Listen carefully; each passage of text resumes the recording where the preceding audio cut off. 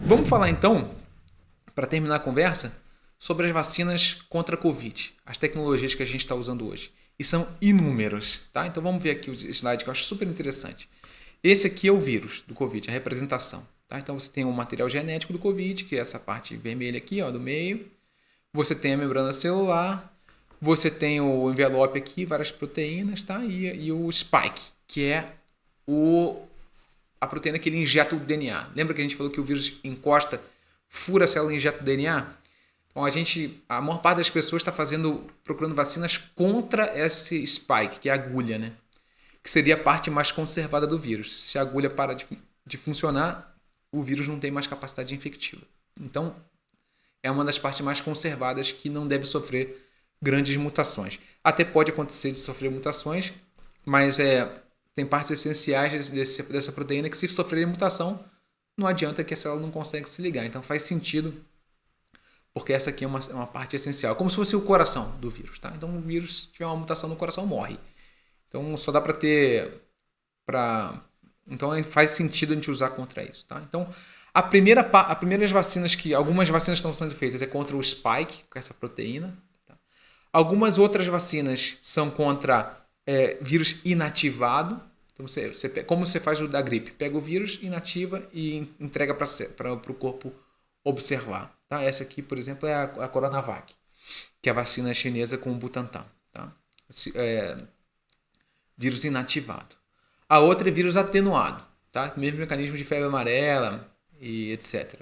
Você vai modificar o coronavírus no laboratório para que ele fique mais fraco e seja rapidamente destruído pela tua imunidade.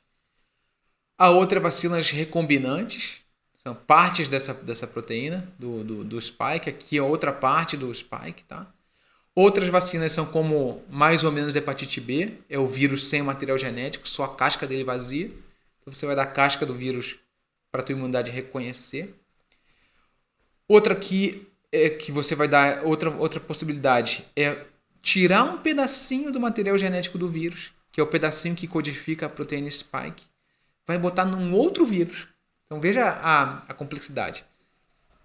Vai tirar um pedacinho do DNA do coronavírus, vai injetar num outro vírus, que na maior parte das vezes é um adenovírus, que vai produzir essa proteína de spike, mas não vai causar infecção, porque não é o coronavírus, é só um pedacinho do coronavírus. Então, digamos, essa aqui é a vacina, por exemplo, de Oxford, né? É um vírus adenovírus que não tem potencial replicante, ele não consegue se reproduzir no corpo humano, mas ele consegue produzir essa proteína do coronavírus, e aí ele é um alvo fácil para a nossa imunidade reconhecer a proteína de agulha do coronavírus. Aqui é mais ou menos a mesma coisa, só que com potencial replicativo. Essa aqui é a mesma coisa que esse, só que inativado, então vírus morto, tá? E aqui as vacinas de DNA e as vacinas de RNA. Então temos diversas tecnologias. Veja quantas a gente falou aqui, hein? 1, 2, 3, 4, 5, 6, 7, 8, 9, 10, 11 tecnologias diferentes de produção de vacina de coronavírus até hoje. E como funciona isso na prática? Que é uma coisa que está causando um pouco de estresse nas pessoas e eventualmente dá um pouco até fica um pouco agressivo quando conversa sobre isso. Vamos olhar aqui, essa aqui é o caminho de aprovação natural de vacinas, tá? De cima, e essa aqui é da coronavírus. Vamos ver as diferenças entre eles. Como a gente fazia no passado, quando a gente não tinha um processo de pandemia e podia ter tempo de fazer os estudos com calma. Não que a gente não está fazendo correto aqui, né? Mas só para ver como que a gente conseguiu encurtar. Então, como era um processo natural? Pré-clínico, tá? Então, primeiro você vai testar no laboratório, teste em ratos, depois em primatas superiores, outras espécies. Então, funcionando nesses primatas, aí a gente passa para testes clínicos, que são em 3 fases, que estão em todos os jornais hoje, todo mundo já deve ter decorado isso. Fase 1 é para ver se a vacina é tóxica, ver se tem efeitos colaterais.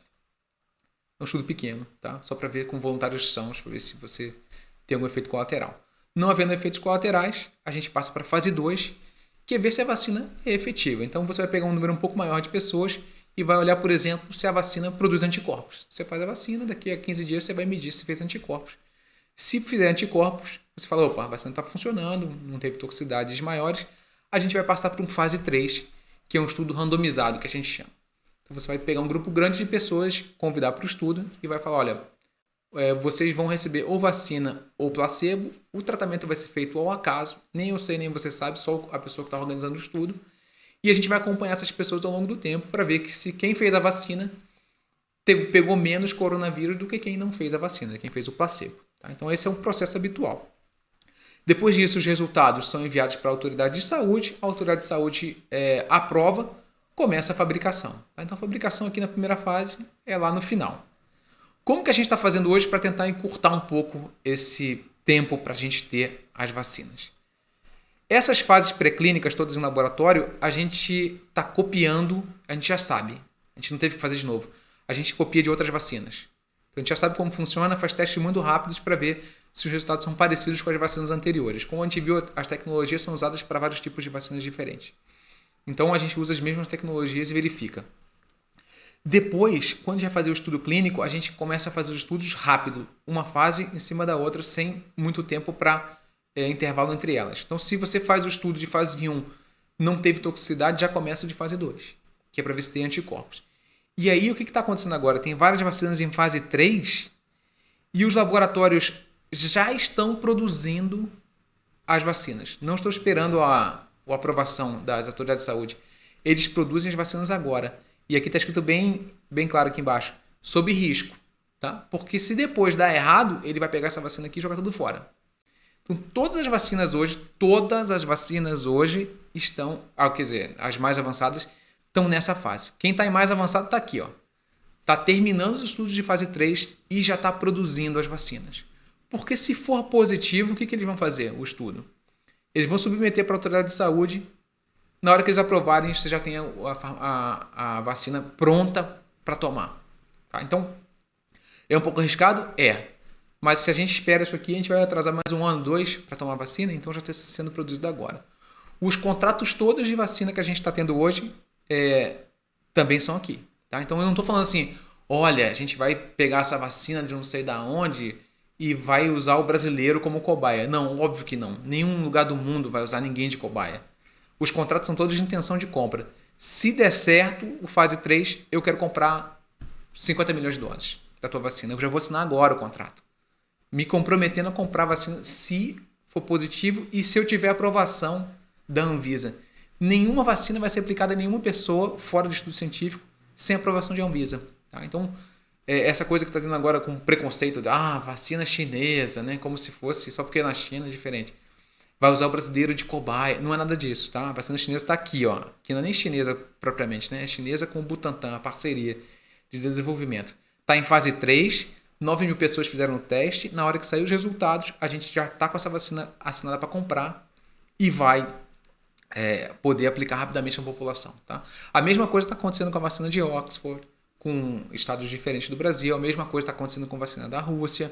A mesma coisa está acontecendo com a vacina da Johnson & Johnson. Tá? Todo mundo está assinando contrato de intenção de compra se o estudo for positivo e se a vacina for aprovada pela Anvisa. Se o estudo for negativo e não for aprovado pela Anvisa, sinto muito, você gastou seu dinheiro todo, joga fora tudo. Tá? É isso que acontece. E aqui para terminar aqui, só para ter um panorama final das fases de vacinação. Então a gente tem aqui vacinas em fase pré-clínica. Cada uma dessas bolinhas é uma vacina, tá? E cada uma dessas bolinhas tem um código aqui da tecnologia que a gente está usando. Olha quantas vacinas e quantas tecnologias. Fase 1, fase 1-2, fase 2, fase 3, que são as fases mais avançadas. Tá? Então aqui, vírus inativado é a Coronavac, que a gente está testando aqui no Brasil. A vacina de Oxford é a bolinha verde, é uma dessas também. Tá? E aqui ele põe assim, 2 vacinas licenciadas. Quais são essas vacinas? Uma vacina é a do Instituto Gamaleya da Rússia, que foi aprovada na Rússia sem o fase 3, que é uma decisão da Autoridade de Saúde da Rússia, que eu até não acho uma coisa muito acertada, mas é deles. Tá? E a outra vacina é a Sinovac, é um outro fabricante de vacina da China, e essa vacina está sendo aplicada no exército chinês. Sem os resultados finais ainda, não acho que é uma coisa muito interessante fazer isso aqui não, mas está sendo feito. Tá? As que a gente tem no Brasil estão todas aqui, a que a gente discute, né? Que é a da Sinovac, né? A Coronavac, a vacina de Oxford e da AstraZeneca, a da Johnson acho que da Pfizer também está aqui. Enfim, tem um tanto delas, tá? Só para a gente ver que tem muita coisa vindo, então é muito provável da gente ter várias opções, inclusive de vacinas, com diferentes tecnologias. Tá? Acho que a gente conversa mais no Brasil é vírus inativado, a Coronavac, e a outra de plasmídio, né? De adenovírus com vetor sem potencial replicativo, que é a vacina de Oxford da AstraZeneca.